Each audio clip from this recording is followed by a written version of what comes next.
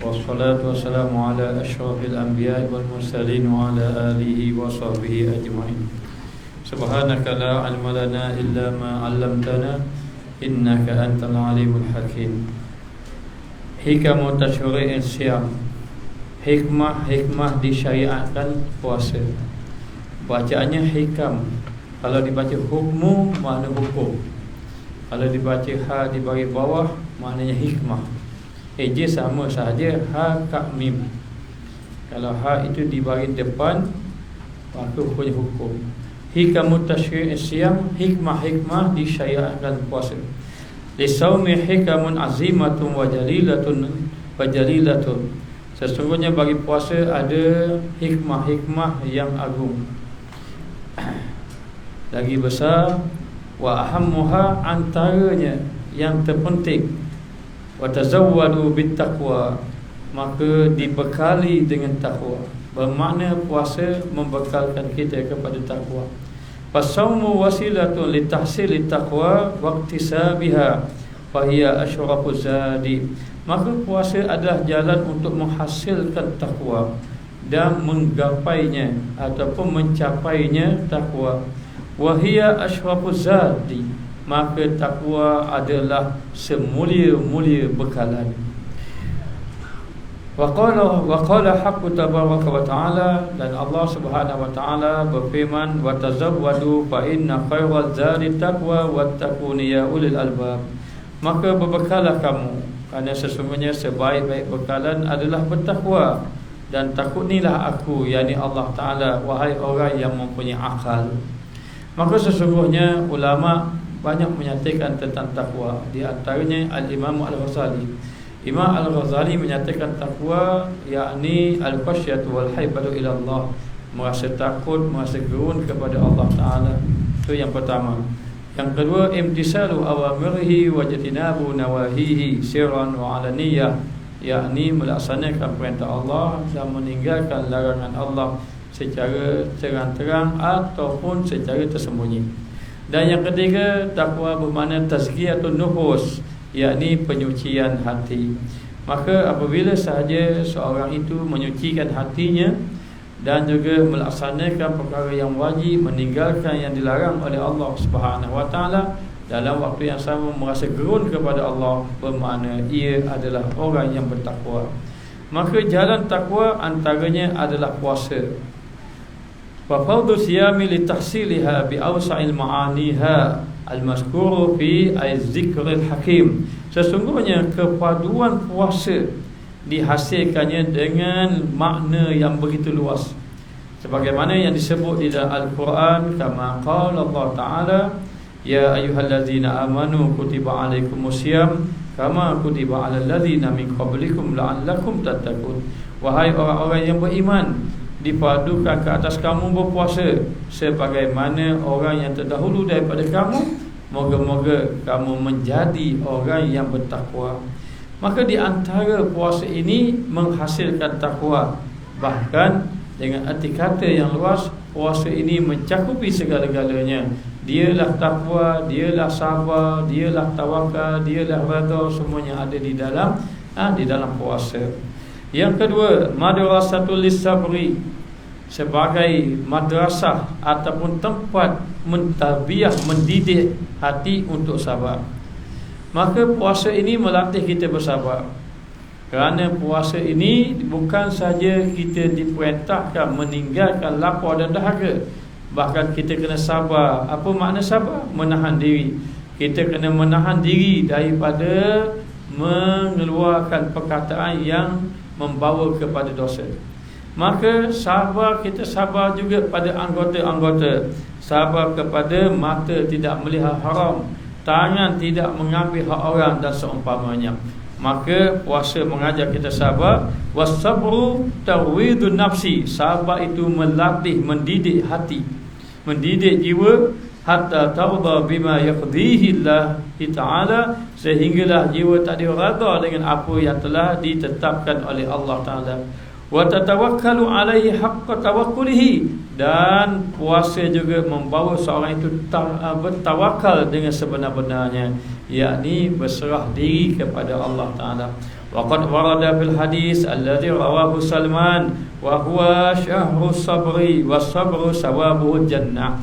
Maka Ramadan, bulan puasa adalah bulan kesabaran, dan sabar pahalanya adalah syurga Allah Ta'ala, ganjarannya membawa kepada syurga Allah Subhanahu Wa Ta'ala. Wa qad alima sabu sabri bi qaulihi ta'ala, maka Allah menyatakan tentang pahala sabar. Maka pahala sabar itu firman Allah, innama yuwaffas sabiruna ajrahum bighairi hisab. Maka sesungguhnya disempurnakan orang yang sabar itu pahalanya tanpa hisab. Apa makna tanpa hisab? Pahalanya tidak terkira. As-sawmu li wa ana ajzi bihi, kata Allah Ta'ala dalam hadis kursi, puasa itu untuk aku. Mereka tahan makan, minum, syahwat dan semua kerana aku. Wa ana ajzi bihi, maka aku balas. Allah membalas. Balas macam mana orang puasa? Bighairi hisab, tidak terkira pahala. Sebab itu dengan sebab puasa, seseorang itu boleh masuk dalam syurga. Apabila dia berpuasa, maka Allah Ta'ala jauhkan dia daripada neraka. Apabila dia berpuasa, semakin jauh, semakin jauh, semakin jauh. Dan kita telah nyatakan sebelum pada ini, setiap malam Ramadan Allah Ta'ala membebaskan 60,000 orang yang layak masuk neraka, dibebaskan masuk syurga. Bukan 60,000 orang ahli syurga, tidak. 60,000 tu nama dia tu ahli neraka. Tapi dengan sebab puasa, Allah Ta'ala bebas setiap malam. Maka kalau 30, maka kalilah 60,000 kali 30 malam. Begitulah murahnya Allah Ta'ala. Dan Allah Ta'ala jadikan puasa adalah jalan seseorang itu masuk di dalam syurga Allah Subhanahu Wa Ta'ala. Dan yang ketiga, iltizamu syukri lil mun'imi, maka berterusan bersyukur kepada yang memberi nikmat. Puasa adalah jalan yang menunjukkan dia sentiasa bersyukur kepada Allah. Puasa ni jalan orang itu bersyukur kepada Allah, yakni asyukru, syukur itu as-sawfu ni'mati fima khuliqat lahu, maka memalingkan nikmat pada barang tujuan diciptakan. Nikmat kita gunakan pada tujuan diciptakan. Tujuan apa Allah ciptakan tangan? Supaya buat baik. Tujuan apa Allah Ta'ala ciptakan kaki? Sekarang supaya pergi tempat baik. Maka syukur ini kita gunakan nikmat sebagaimana tujuan Allah Ta'ala kendaki. Maka dengan sebab itu, bila seorang itu mensyukuri nikmat, wa huwa babuz ziyadah, maka syukur adalah pintu pertambahan. Siapa yang bersyukur, Allah Ta'ala tambah. Maka tanda orang itu bersyukur, di antaranya adalah melalui jalan puasa. Melalui jalan puasa. Wa qala Allah Ta'ala, wa ista'azzana rabbukum la in syakartum la azidannakum wa la in kafartum inna azabi lasyadid. Tak kala Allah Ta'ala, tak kala Tuhan kamu menyatakan kepada kamu, seandainya kamu bersyukur, nescaya Allah tambah akan nikmat. Dan seandainya kamu kufur, kamu ingkar kepada Allah, maka ingatlah azab Allah begitu pedih. Azabi, azabku begitu pedih. Wal iyazubillah. Wa qala ta'ala, walitukmilul iddata walitukabbirullaha ala ma hadakum wa la'allakum tashkurun. Hendaklah kamu menyempurnakan bilangan. Banyak mana bilangan? 30 bulan Ramadan ataupun 29 bulan Ramadan. Sempurnakan. Walitukabbirullaha, bila sudah sempurna, bertakbirlah kamu, takbir rayalah kamu. Alama hadakum, di atas apa yang Allah Ta'ala beri petunjuk kepada kamu. La'allakum tashkurun, moga-moga kamu menjadi orang yang bersyukur. Maknanya kita gunakan nikmat Allah Ta'ala pada jalan yang Allah Ta'ala redha. Selama ini kita ini banyak guna nikmat, tapi kadang-kadang nikmat yang kita guna tadi tidak menepati dengan kehendak Allah. Maka kita makan banyak, kita minum banyak, kita tidur banyak. Maka Allah Ta'ala ajar supaya nikmat itu yang kita salah guna kadang-kadang, diajar supaya kita menjadi orang yang sentiasa bersyukur menggunakan nikmat. Maka diajar kita supaya jangan banyak makan, jangan banyak tidur dan seumpamanya. Dan itu berlaku di bulan Ramadan. Tazkiyatul akhlak, di antaranya juga menyucikan akhlak. Wa biha tatahaqqaqut taqwa, dan dengan puasa itu maka mencapai dia akan takwa. Wa takwa itu hiya malakul akhlak. Takwa itu adalah pemilikan akhlak. Maknanya takwa itu membawa kepada pemilikan akhlak. Orang yang bertakwa dikira orang yang benar-benar mempunyai akhlak. Maksudnya akhlak yang baik. Apa maksudnya? Kerana sesungguhnya takwa itu li'annaha tahmilul abdu ala fi'li kulli khuluqin saniyyin. Sesungguhnya membawa hamba itu kepada perbuatan tiap-tiap akhlak yang baik. Perbuatan akhlak yang baik, wa tarku kulli khuluqin daniyyin, dan juga takwa itu membawa meninggalkan akhlak yang buruk. Akhlak yang buruk. Maka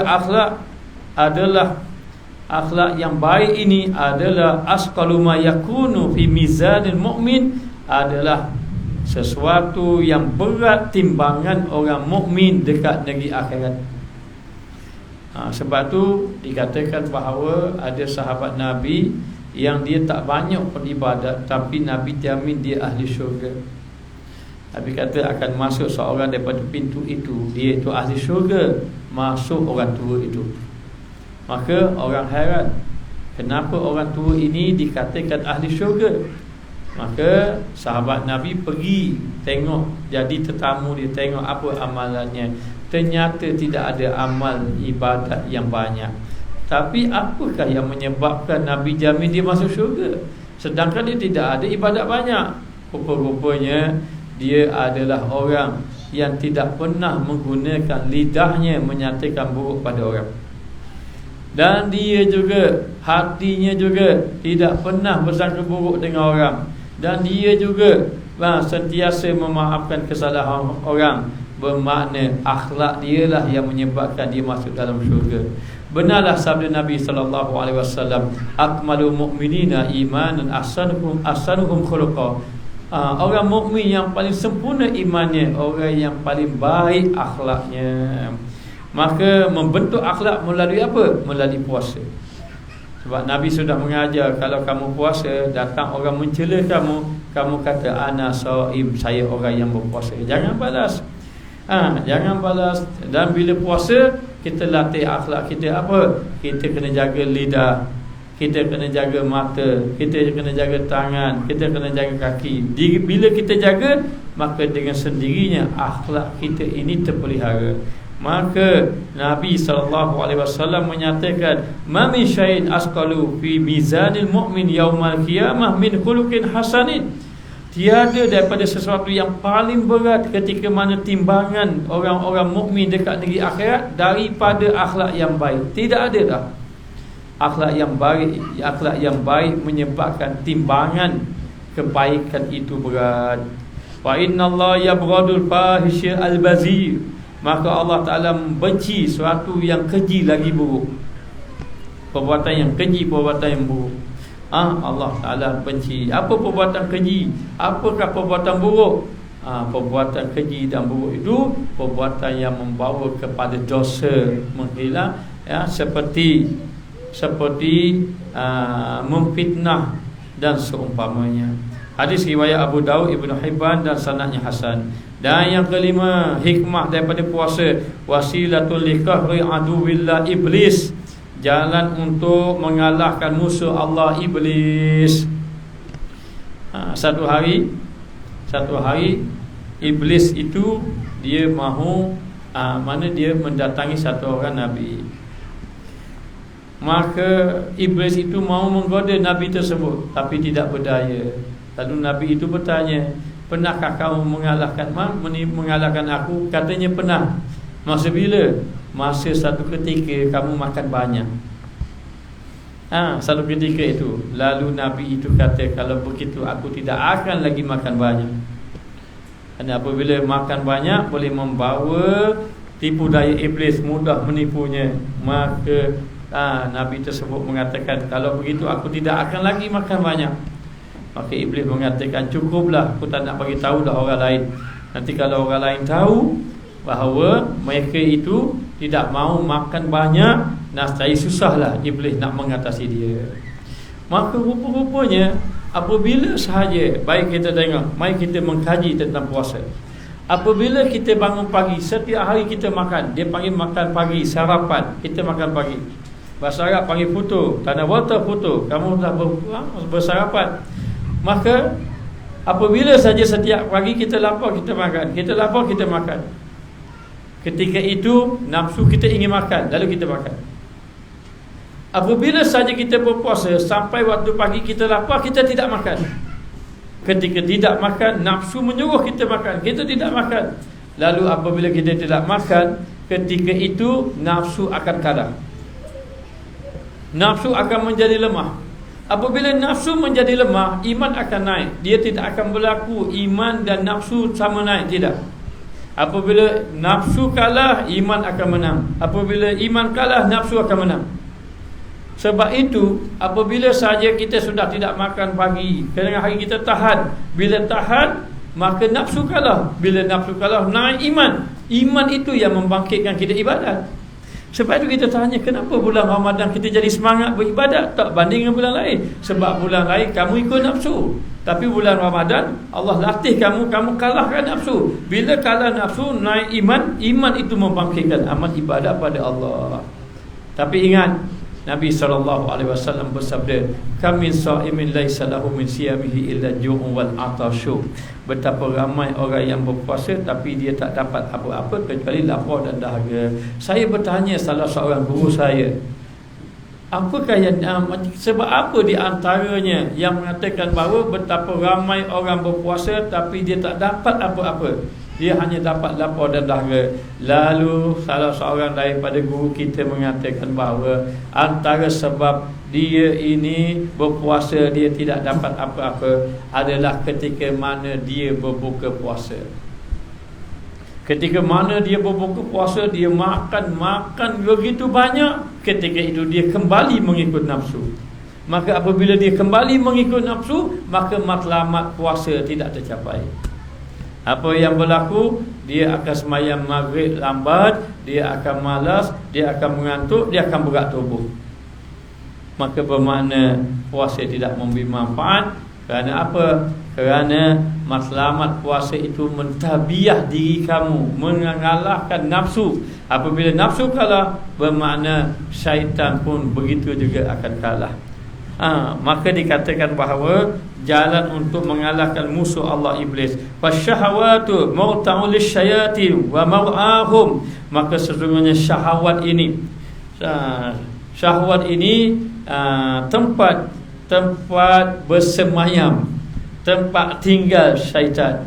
Syaitan ini duduk tempat syahwat, duduk dengan syahwat, keinginan yang buruk itu. Wa maw'ahum, tempat menggembaranya itu syaitan.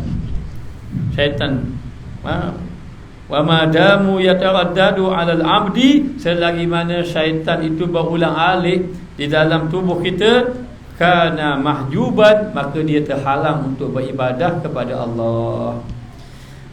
Dan diriwayatkan oleh Imam Ahmad daripada Abi Hurairah radhiyallahu anhu, Rasulullah sallallahu alaihi wa alihi wasallam bersabda, laula anna syayatina yahumuna ala qulubi bani adam la nazaru ila malakutis samawas.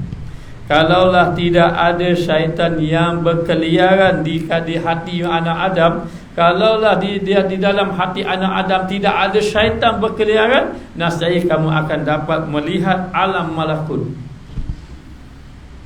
Alam malakut, alam yang tidak nampak oleh mata kasar. Tetapi oleh kerana syaitan ada berkeliaran. Ada satu orang hamba Allah soleh, dia soleh, dia buat ibadat, syaitan tak dapat mengalahkan dia. Maka dengan mudah dia boleh beribadat, dengan ringan tubuh dia beribadat. Lalu dia meminta pada Allah, ya Allah, bagilah aku tunjuk syaitan sekali. Maka dia berdoa, ya Allah, tunjukkan aku syaitan. Setiap kali dia berdoa nak tengok syaitan, Allah tak izinkan, tak nampak syaitan. Akhirnya orang pun berkata kepada dia, berjumpa dengan satu orang yang soleh juga, kenapa kamu minta berdoa nak tengok syaitan? Lebih baik kamu berdoa minta selamat daripada tipu daya syaitan. Lebih baik. Dia pun terfikir, betul juga daripada aku tengok syaitan, aku tengok minta selamat tipu daya syaitan. Dia pun katakan, ya Allah, ya Tuhanku, selamatkan aku daripada tipu daya syaitan. Apa yang berlaku? Allah tunjukkan dia syaitan. Masa dia minta syaitan tak nampak. Bila dia minta begitu, maka Allah Ta'ala tunjukkan syaitan. Pensan dia. Pensan. Dia terkejut daripada pensan, maka Allah tutup hijab, tak nampak. Lalu diceritakan, kenapa kamu pensan? Aku minta dulu nak tengok syaitan, Allah tak izin. Maka aku minta selamat aku daripada tipu daya syaitan, Allah izinkan aku nampak. Tiba-tiba aku tengok ada satu orang sembahyang, aku tak nampak orang. Aku tengok syaitan atas bawah kiri kanan, sampai tak nampak orang sembahyang. Lalu aku mikir, kalau macam ni nak selamat macam mana? Sebab itulah Allah Ta'ala bagi senjata mengalahkan syaitan, berpuasa. Kita jangan rasa kita gagah. Jangan lupa Nabi Adam AS itu Nabi, seorang Nabi. Fa'azallahumus syaitanu anha fa'akhrajahuma mimma kana fi. Syaitan telah menipu daya Nabi Adam, menyebabkan Nabi Adam keluar daripada syurga. Maka tidak ada jalan kecuali bergantung dengan Allah Ta'ala. Dan di antaranya juga yang disebut oleh Ibnu Hajar Haytami rahimahullah ta'ala dalam kitabnya Ittihaqu Ahli Islam bi khususiyati siyam, antara hikmah puasa kasrun nafsi, yakni mematahkan, menghancurkan nafsu yang buruk. Nafsu akan kalah. Sebab itulah ketika mana Allah mencipta nafsu, ketika mana Allah mencipta akal, Allah Ta'ala tanya akal, kamu siapa? Akal berkata, aku hamba-Mu. Allah mencipta ilmu, Allah Ta'ala tanya, kamu siapa? Aku hamba-Mu. Ana abdi wa anta rabbuk. Aku hamba, engkau Tuhanku. Tapi bila Allah Ta'ala cipta nafsu, Allah Ta'ala tanya, kamu siapa? Aku mu. Nafsu. Allah Ta'ala cipta nafsu dulu. Sebelum cipta kita, Allah Ta'ala cipta nafsu. Bila ada dalam nafsu, ada keinginan. Contohnya lelaki inginkan perempuan, perempuan inginkan lelaki. Itu contoh. Kenapa? Kerana ada nafsu. Buang saja. Tengok orang perempuan macam batang kayu rupanya. Bila dicabutnya nafsu. Tapi kalau kerana ada nafsu, Allah Ta'ala cipta nafsu dahulu. Kemudian Allah Ta'ala ciptakan jasad. Daripada jasad dimasukkan nafsu. Masing-masing dimasukkan nafsu. Sama je. Tapi orang ni ikut nafsu, nafsunya semakin besar. Maka terpedaya dia dengan nafsu. Maka ditanya, kamu ini siapa? Nafsu itu berkata, aku mu. Samsin nafsu. Apa yang berlaku? Allah Ta'ala bakar nafsu. Allah Ta'ala tanya lagi, siapa kamu? Aku mu. 3 kali Allah Ta'ala bakar. Tapi akhirnya apa? Nafsu yang dibakar, nafsu makan. Lepas dibakar dengan nafsu makan, baru tanya, mu siapa? Aku hamba-Mu, Tuhanku. Lalulah baik iblis bagi nafsu, dia sangat tak suka orang makan banyak. Dia tak suka orang makan banyak. Kenapa? Kalau orang tu makan sedikit, maka kuatlah ibadah dia kepada Allah. Lalu dikatakan bahawa fatajalli qalbi, dan puasa juga mendatangkan, mencahayakan hati, menerangkan. Tajalli ni menerangkan hati. Dan juga puasa juga menerangkan fikiran, dan puasa juga menerangkan zikir. Lepas tu orang puasa ni sedap berzikir. Sedap berzikir. Bila puasa ambil jalan ada zikir. Ada baca Quran, ada zikir, ada tafakur, jangan banyak berdengkur. Kadang-kadang ni lebihan. Maka dalam keadaan macam itu, puasa juga tabyikul majari syaitan min ibni Adam, menyempitkan perjalanan syaitan daripada anak Adam. Kenapa? Fa inna syaitana yajri min bani Adam majrad dam. Sesungguhnya syaitan berjalan dalam anak Adam itu ikut perjalanan darah. Syaitan ikut dalam perjalanan darah. Jadi kalau kita puasa, kita sempitkan perjalanan darah tadi, sebagaimana yang dinyatakan dalam hadis sahih. Demikian dan lainnya daripada hikmah. Kama anna lisyami asharun. Kalau ikut nahwu ni baca asharan, tak apalah.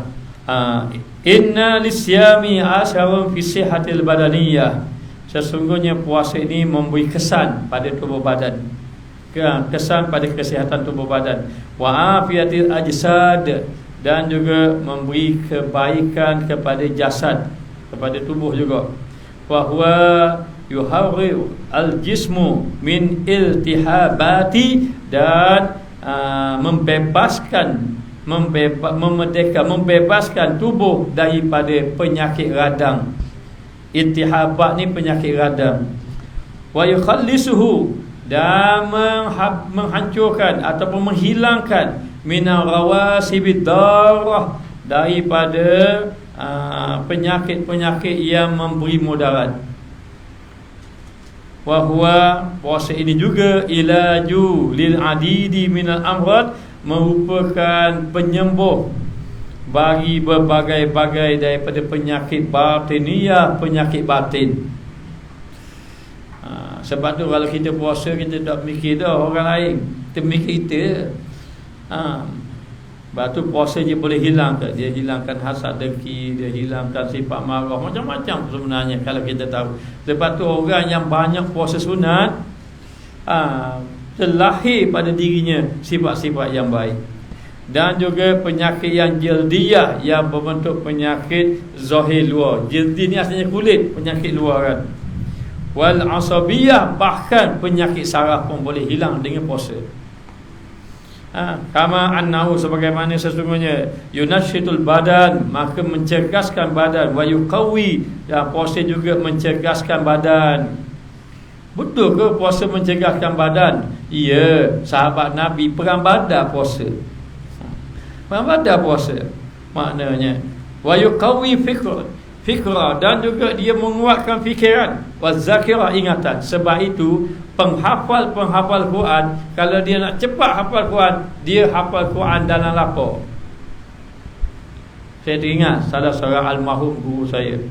Dia kata ketika mana kalau kamu nak mengajar, menyampaikan ilmu, jangan mengajar dalam keadaan kenyang. Anak murid ngatuk, tok guru ngatuk juga. Dalam keadaan kenyang, biar dalam keadaan lapar. Apa itulah kita tulis kuliah lama-lama, sebab masing-masing tengah lapar ni. Jadi kita makan, jangan bimbang. Maka waqala alaihi salatu wassalam, kenapa? Kerana Nabi sallallahu alaihi wasallam bersabda, sumu tasihu, puasalah kamu, nascaya kamu akan sihat. Hadis riwayat Imam Ahmad, At-Tabarani dan Abu Naim. Apa maksud kamu puasa kamu akan sihat? yakni kamu akan sihat jasmani dan rohani. Tubuh badan kamu akan sihat, ia menghilangkan penyakit-penyakit. Dan juga dia juga menyihatkan kita punya pemikiran. Dan juga dia menyihatkan kita punya kerohanian. Rohani kita pun jadi kuat, jadi semangat nak buat amal ibadah kepada Allah. Sebab itulah kalau kita tengok orang-orang puasa, rajin baca Quran, kat 20 juzuk maknanya rajin-rajin baca Al-Quran. Tapi kena bulan lain jam, nak baca pun darah. Maka kita mohon pada Allah agar Allah Ta'ala memberi di bulan Ramadan ini sebagai kita sebagai jalan kita untuk mencapai ketakwaan Allah dan menjadikan kita di kalangan hamba-hamba Allah yang saleh. Allahumma ja'alna minal maqbulin wa la taj'alna minal mahrumin. Allahumma ja'alna min ahli siyam wal qiyam. Allahumma ja'alna min ahli al-ibadah. Allahumma ja'alna min ahli taqwa. Allahumma ya Allah, habib ilaina al-iman wa zayyinhu bi qulubina wa karih ilaina al-fusuq wal isyan wa ja'alna min ar-rasyidin. Allahumma taqabbal salatana wa siyamana wa qiyamana wa ruku'ana wa sujudana wa taqashu'ana wa tadarru'ana innaka antas samiul alim. Allahumma ya Allah, ij'alna min ahli al-khair wa ja'alna min ahli as-sa'adah السعادة وجعلنا من أهل الجنة. اللهم إنك تعلم أن هذه القلوب قد اجتمعت على محبتك والتقت على طاعتك وتوحدت على دعوتك وتعاهدت على نصرة شريعتك، فوسق اللهم رابطتها وأد مدها واهدها سبلها واملأها بنورك الذي لا يخبو، واشرح صدورها بفيض الإيمان بك وجميل التوكل عليه، واحيها بمعرفتك وأعملها على الشهادة في سبيلك، إنك نعم المولى ونعم النصير. ربنا اغفر لنا ذنوبنا ولوالدينا ولجميع المسلمين والمسلمات والمؤمنين والمؤمنات الأحياء منه والأموات برحمتك يا أرحم الراحمين. وصلى الله على سيدنا محمد وعلى آله وصحبه وسلم والحمد لله رب العالمين.